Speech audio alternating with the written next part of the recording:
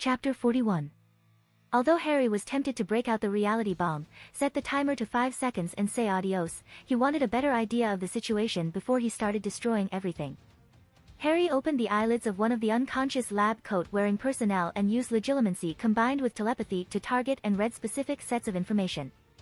It seemed this location was a vast compound run and owned by Mr. Sinister, the one nanny and orphan maker escaped from. Their goal after kidnapping Jean was to implant some mental programming into her mind, collect some DNA, and then wipe her mind of the procedure and release her to be found by the X-Men. What surprised Harry was that after learning that they had no intention to kill or keep her, he didn't feel a need to adjust his plans for wiping out the complex. The fact that she was a target in the first place was the issue. If they had politely invited her, asked nicely, and accepted a refusal if given, then he wouldn't care. But no, they had ambushed her when she was alone, captured her, and taken her. Ping. New quest detected. Sinister takedown quest can only be taken from dungeon, Sinister's lair at the hard or hell mode difficulty, dungeon settings currently disabled. To enable quest, please exit dungeon, enable dungeon mode, and re-enter and choose either hard or hell mode difficulty. The pop-up certainly got Harry's attention. Since the fiasco with hell mode at Hogwarts, Harry had kept the dungeon generation system turned off with the intention to never turn it on again. And yet he was tempted. He didn't need to level up after all. As for the innocents in the complex, Harry knew there to be none. From his mind, Harry learned that the man was a clone as were all the other personnel. They were created to be loyal and controllable. They didn't even know what the programming they were going to apply to Jean had been for. Harry paused and went over the ups and downs for a while before deciding to give it a go. Worst case scenario was failure to destroy the place. Harry made another portal and left the place before opening his settings and turning on the dungeon settings. He also took a swig of polyjuice potion and changed his clothes. He had been in too much of a rush to disguise himself before getting Jean, but since he was about to go on a rampage, a little precaution wouldn't hurt. Harry made a portal back to the same spot and the moment he was about to enter, he got the pop-up he never thought he'd see again. Dungeon generation active. You are about to enter Sinister's lair. Please select a difficulty. Easy, normal, hard, hell rewards scale to match difficulty. Harry physically poked the selection for hell. He had changed the settings a while back so that he had to poke the selection instead of think it. The reason he chose hell on purpose this time was that unlike his time at Hogwarts, he was actually prepared. Hell difficulty selected. Once a dungeon had generated, it would not change, so if Harry left and came back, it would not give an option to select a lower difficulty unless he destroyed it and it was rebuilt. Ping. New quest, Sinister takedown, destroy Mr. Sinister's evil lair, defeat Vanisher, defeat Prism, defeat Azimuth, defeat Ares, defeat Mr. Sinister or force him to flee. Harry opened up his mini-map and saw a half-dozen areas where he figured each of the targets were located. He zoomed out of the mini-map and though there were no details for areas he had never explored, if he zoomed out enough, he could tell his location on the planet. From what he saw, he appeared to be somewhere in Central Africa. When he compared the map to some of the atlas in his inventory, he appeared to be one of the mountainous regions. After another pause, Harry had a plan that was both vicious, ruthless, and would leave both horror and nightmares to any of the few that may last long enough to survive. The first thing Harry took out was a crystal sculpture that was in the shape of a bunny rabbit. In the center of the crystal was a fist-sized gold sphere of vibranium engraved adamantium which held more magic than any other artifact Harry had ever created and was even comparable to some of the relics Harry had seen in Camartage. Harry cast several unlocking spells on the crystal rabbit which allowed the magic within to activate. The final measure to unlock was a voice command from Harry. Rise, Rabbit of Kerbanuk. The moment the final word was spoken, the crystal turned into a slightly chubby white fuzzy bunny rabbit. Harry telepathically sent the parameters for its targets into the rabbit's mind. Those with clean clothes in this facility, and those who attack the rabbit. Any who meet these criteria were considered targets. The rabbit was gently placed on the ground and it took a moment to scan its surroundings and Harry. By default Harry would not be a target even if he fell in the parameters, but the unconscious personnel in the room were. The rabbit vanished from where it stood at speeds that would have given Pietro a run for his money and it reappeared where it stopped next to one of the unconscious lab techs. Harry turned away and went over to a corner. From his inventory he took out 4 difficult pieces of tech and assembled them into a reality bomb. Unlike that unstable first iteration he used against the Knights of Walpurgis, this one was far more stable. Relatively speaking. Harry didn't purposely set out to create a reality bomb one day. He was simply trying to create magic that could replicate his inventory while looking through the magics of how the Room of Requirements worked. Since his inventory worked through means he couldn't understand, Harry's experiments went far beyond the recommended practices and right into forbidden territory. Eventually Harry had the idea to expand a point of zero volume into empty space. At first, no matter how much he tried, it didn't work, so he tried overcharging the spell. What Harry didn't realize back then was that expanding a zero volume point was the wizard equivalent of dividing by zero. The reason the roar could do so was because the origin of its space was Thon's nether realm while Harry was trying to expand nothing into something. Harry did not create a pocket of space from nothing, instead he created a bubble that rapidly expanded and lasted for a few moments before it popped. The bubble itself seemed to reject the laws of reality and everything caught within would practically have its logic removed. When the bubble popped, the laws of reality would impose themselves back on the space, which had a myriad of unpredictable effects. Even matter outside the bubble would be affected as the laws of reality would be pushed from the bubble and then swept back in like a flowing tide, and those near the shore were affected as well. The range of this bomb would be about half a kilometer and wouldn't go off on its own without substantial tampering. Anything caught within may end up crushed, disintegrated, altered, or erased from existence.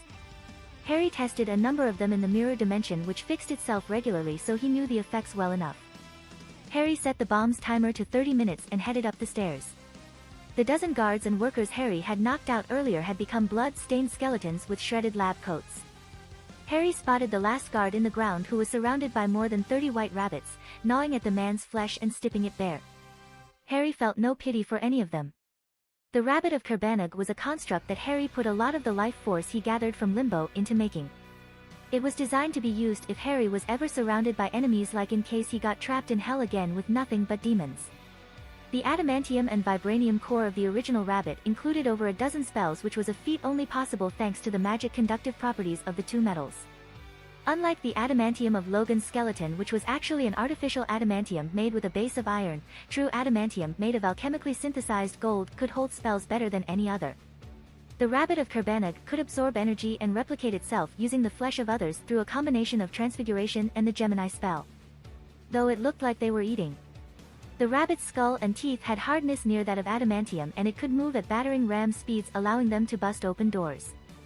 They could also jump at blinding speeds, and their teeth also had a severing charm constantly applied to it. If a rabbit had absorbed enough energy, it could use that to replicate itself as well. Harry chose this weapon of mass destruction for two reasons. First, from the memories of the lab tech, Harry learned that Sinister had a fondness for energy weapons.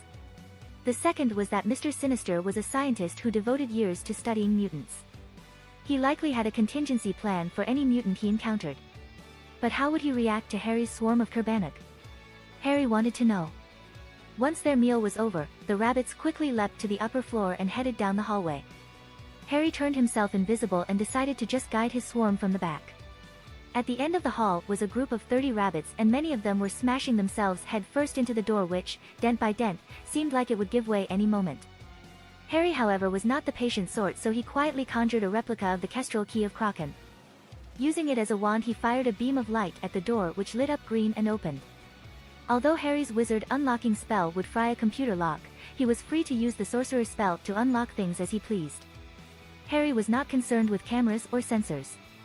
The moment he decided to end this place, he released the tight grip he had on his wizard magic, and every piece of tech around him was flashing, sending off sparks, or shutting down due to critical error. Not to mention the fact that each rabbit contained a massive amount of wizard magic as well. The door he opened earlier had actually already fried and only opened due to the nature of the unlocking spell he used. The swarm of rabbits was met with a platoon of 6 armed guards who started opening fire the moment the door opened. Harry stayed to the side to avoid the incoming blasts, and though he could easily survive them, he didn't want them to target him while invisible regardless. The energy weapons made each rabbit it hit glow for a moment but did nothing else. The swarm of rabbits launched forward like arrows fired from a bow, and only a single guard in the back, who ducked down at the last moment, found himself not deprived of his head as he watched the headless forms of his squad fall lifelessly to the ground. He didn't even have time to scream before another half-dozen rabbits launched forward, removing his head and both arms. One of the scariest things about the Rabbit of Kerbanag was that each copy possessed a hive mind. This made it easier for Harry to direct when needed, but it also meant they could attack in formation. The inspiration for the artifact was half from Monty Python and half from that story Mr. Rasputin told about the 3,000 rabbit army which defeated Napoleon in history class. The corpses were quickly swarmed and transfigured into another dozen rabbits which continued down the hall.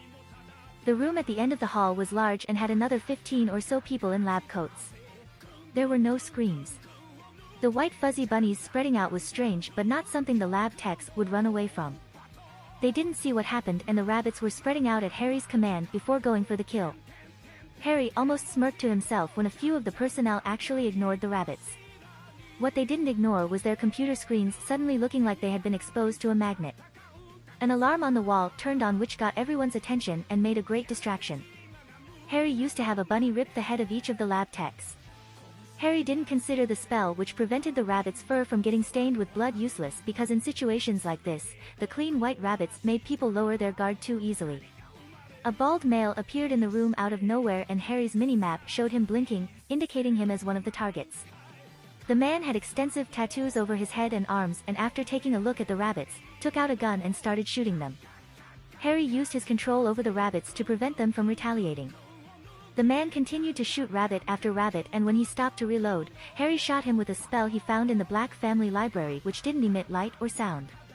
After he confirmed the spell made contact, Harry had the rabbits attack the man from his blind spot. Harry wasn't surprised when the man vanished in thin air. Many teleporters had excellent space perception and attacks from behind wouldn't do much unless he couldn't sense them or were fast enough. The man did not return though as a check mark appeared next to the name Vanisher on the quest board. The spell Harry used was a weaponized version of the effect of the blood replenishing potion using the Gemini charm as a base. It caused the opponent's blood to increase without end until the physical body exploded. It didn't have much use on magicals as their blood required a lot more effort to replicate, but a muggle without anything special in their blood would be affected without issue. Though a mutant, the man teleported with his mind, meaning there was nothing special about his body. The rabbits that were shot did not dispel. All rabbits would only dispel when Harry dispelled the activation magic on the original. What did happen though was that the live rabbits went over and made it look like they were reviving their dead, though it was just a recasting of the transfiguration magic on the flesh. Harry had the rabbits rip open and consume the materials on the biohazard marked containers which Harry found contained blood samples. 2 minutes after entering the room, there were now about 100 rabbits. Harry looked up his mini-map to learn where his remaining targets were and where the dead ends likely were and went about opening doors and leading his rabbit horde while remaining invisible. The sirens seemed to have been the evacuation order as the following rooms were empty. Harry used his map and door unlocking spells to continue up into the compound until he made it to a room containing a massive brute of a man with enormous goat horns on his head and a long frazzled white beard. The other targets save one are all heading in his direction and this is the one that got there first. The 12-foot-tall behemoth wore thick armor over his torso and shoulders but looked more than a little confused when the herd of fuzzy white rabbits calmly hopped out of the hallway. He holds a hand to his ear and says, sir? It's rabbits. Dozens of them. Did you find Vanisher yet? Harry has the rabbits do the same as earlier, spread out and look docile. The giant continued, yes sir, they are white and fuzzy.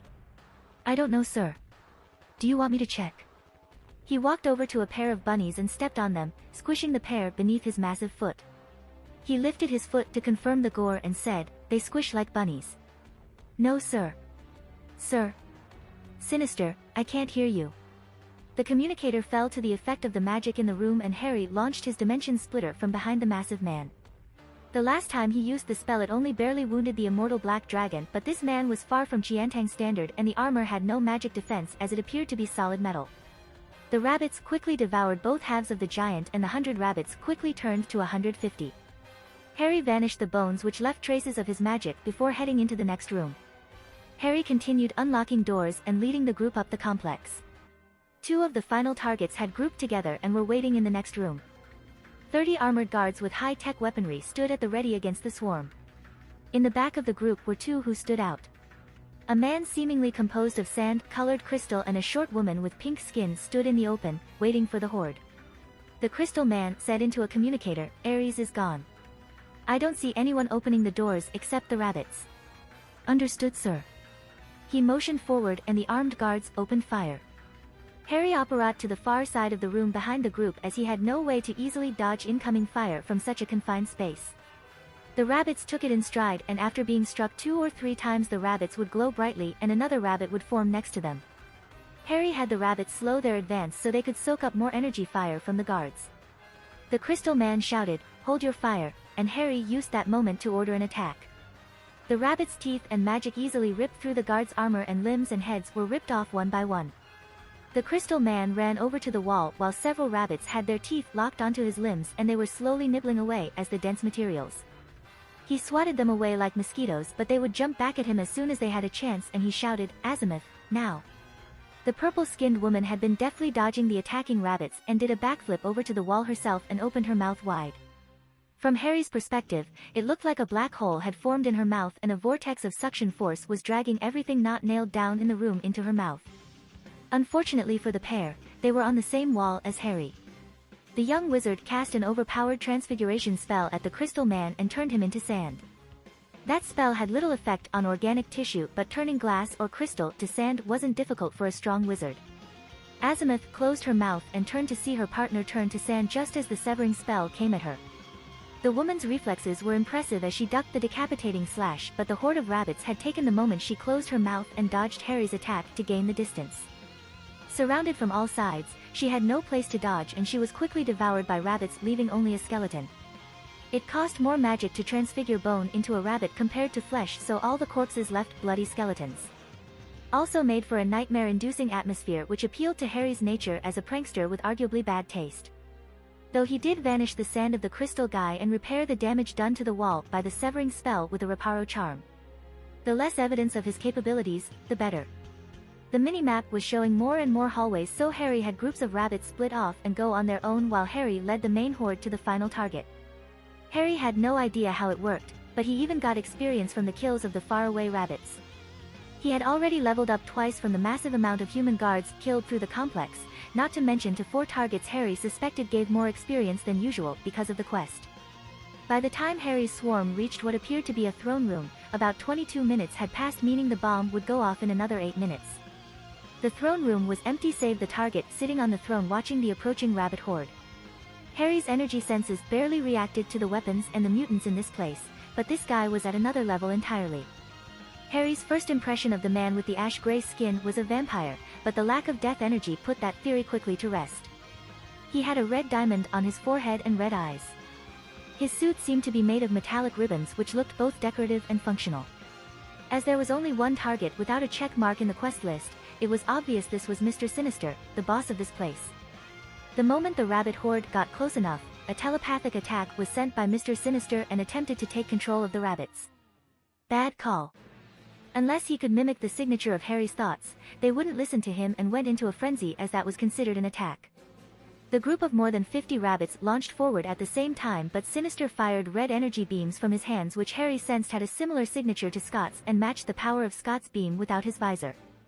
The rabbits were blown back but glowed white and multiplied in the air, leading to more rabbits gathering together and charging once more. A few rabbits made it through, but a powerful psionic barrier formed and the rabbits bounced off. A few rabbits hopped onto the top of the barrier and began to gnaw on it, but the barrier pulsed, causing the rabbits to be shot away. Mr. Sinister then telekinetically lifted the 100 rabbits into the air and one by one, snapped their necks. Harry pulled his magic guns out of his inventory and fired. Sinister's barrier shattered, but another smaller one behind it glowed, revealing the layering the man had set up. He shouted, "Finally showing yourself, huh? I'll admit that your stealth ability is most impressive. My sensors are some of the best in the world, yet they cannot see you nor these creatures of yours." Because Harry's magic was invisible through indirect observation, unless you were recording the light bouncing off their bodies or touched them to feel their weight and fur, these constructs of Harry's magic could not be detected through infrared or energy sensors. Even recordings weren't great, as they were the most sensitive to wizard magic, and as soon as a rabbit entered the camera's picture, the screen would turn to fuzzy gray snow rather quickly. Harry wasn't going to give his position away yet to a hell-level boss and continued moving with magically silenced steps while firing his guns at random intervals from random locations. Sinister's hand motioned to the side and one of the columns supporting the roof was stripped from its place with his telekinesis and swung through the air where he guessed Harry was. This forced the young wizard to play life or death limbo and quickly duck beneath the force of the pillar, which matched Qiantang's tail sweep in overall power. Sinister sneered and closed his eyes. A moment later, Harry found an intruder in his mindscape. The man couldn't locate his presence or energy, but he could locate his mind by spreading his presence into the whole room. From within the library, Mr. Sinister remarked, "What a well-built mind. I shall enjoy turning you into my puppet and taking everything you know." Ping. Physical paralysis debuff added, movement speed decreased by 75% while debuff remains active. Harry felt that his body was far more difficult to move while Sinister was inside his head, however he wasn't worried, the man would not be there for long. The intruder took a book from the shelf and smiled at how easily the book allowed for assimilation of the knowledge. Before he could start downloading the knowledge himself, the books of the library all jumped off the shelves and created a gigantic mess. This was nothing however as each book transformed into a monster and started attacking Sinister. Sinister's astral form fired red beams and psionic blasts at the various monsters to dispel them, but each time he did, Harry would pause. When paused, any intruder was also paused. Harry couldn't do anything to them, but he could repair any defenses they broke. Sinister's mental might was extremely impressive and all but the strongest beasts in Harry's mind were torn apart like tissue paper to the man, but Harry had a resource Sinister could never imagine, infinite mental time. Sinister was aware that each creature was weak but he could not grasp how each construct so easily repaired itself. Seeing as he was making absolutely no headway, Sinister retreated. Ping. Physical paralysis debuff has been resisted. However, Harry's head didn't just have psionic defenses, it also had wizard defenses. The reason Harry could sense the presence of even Charles Xavier was due to these defenses and he could even reverse the tap to learn Charles's identity through his own mind tap. Harry amplified each of the thousands of creatures with his own version of a weaponized legilimency spell and had them follow Sinister's astral form back into his own mind and assault it from within. Sinister's shield wavered and many of the rabbits held in the air fell down. Harry renewed his own magic bullet assault and broke through another layer of the man's shields. Sinister snarled, giving a show of his pointed white teeth and threw his hands out. The remaining rabbits in the room were telekinetically torn to pieces as he gave up on active defense and relied on the passive defenses of his mind knowing the creatures that had broken through were too weak to do anything to his own mind. Harry used the opening to throw 3 grenades.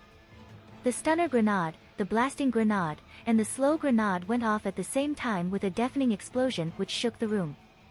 The slow grenade was a new combination of the Arresto momentum charm and the impedimenta jinx which had an effect of removing momentum and slowing time of the target. When the smoke cleared, Sinister was still standing as his third and final shield was still holding against the power of the blasts. He was however looking towards Harry's position with a cruel smile and said, "There you are." Harry noticed the smoke and debris was going around him which gave away his position though invisible. Sinister grabbed Harry with his telekinesis and pulled him forward, but Harry used his own psionics to resist and broke free. He was however marked meaning Sinister didn't need to see him to attack so Harry removed the invisibility spell making Sinister smile again and say, "It will be a pleasure dissecting you, cell by cell." His hands glowed red for a moment before releasing another copy of Scott's beam but Harry had observed enough of Sinister's tricks to have prepared in advance. Harry tapped a buckler he had removed from his inventory while Sinister was facing off against the rabbits and caused it to expand. The red beam bounced off the mirror-like shield and was directed back at Sinister while Harry charged forward and emptied another clip of his magic gun. No matter how good he was, his magic casting speed was still slower than a gun so there was little point in not using it. The reason he didn't use spells like Dimension Splitter was that he wasn't sure if it would work against those shields and that the quest stated Sinister might flee. Harry wouldn't show all his cards to someone who might live to prepare for them, so he used guns and grenades and what could very well be stealth tech. Sinister stopped the beam and jumped forward as well. Once within range the pair quickly entered close combat. Harry measured the man's strength at 10 tons which was 5 times stronger than his base strength without magic. Harry was matching and even surpassing him though as he was controlling the dimensional energy within his body to move his body faster and with more force using the combat style of sorcerers.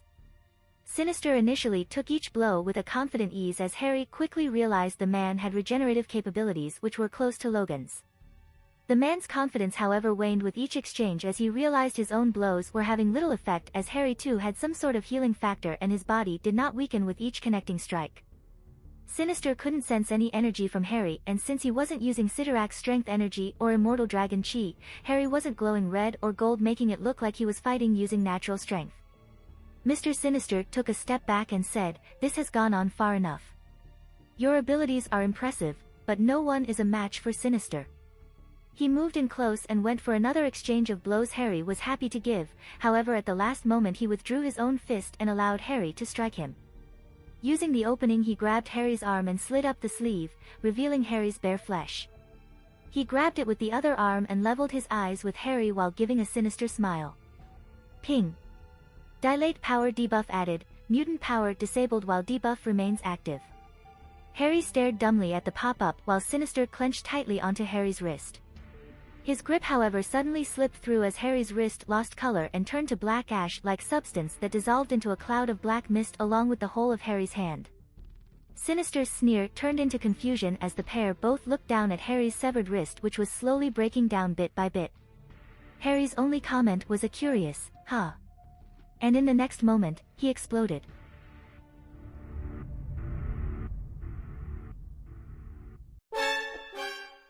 If you like this content, don't forget to like and subscribe. See you later, bye bye.